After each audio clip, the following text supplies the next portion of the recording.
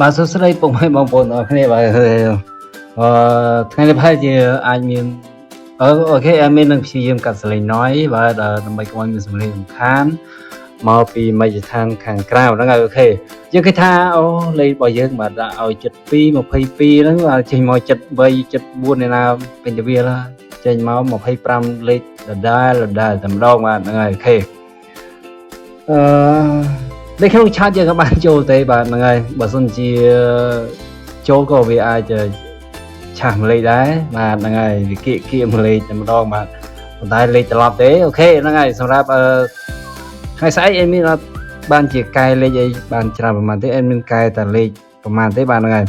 អូខេបាទ64បាទ46នៅ4មិនដែរទេបាទតាម29ទៅទៀតបាទ29 55 05ប៉ុន្តែលេខដែលល្អបាទបងប្អូនបាទជួលលើតែម្ដងបាទនៅក្នុងម៉ោង 4:30 នាទីរបស់យើងបាទជួលលើ835505បាទជួលលើហើយតុងអូក៏ប្រហែលជាអាចស្អាតតុង5ដែរបាទហ្នឹងហើយ5និង10បងប្អូនបាទ5និង10អូខេដោយសារតែបាទអូខេថ្ងៃស្អែកនេះតុង5ច្រើនបាទតុង5ច្រើនហើយដឹងថាបងប្អូនអាចបុក55លេងទៅបាទអូខេបាទបុក55លេងទៅហ្នឹងហើយអីមានដាក់ឲ្យចេញតែម្ដងទៅបាទហ្នឹងហើយអូខេហ្នឹងហើយយើង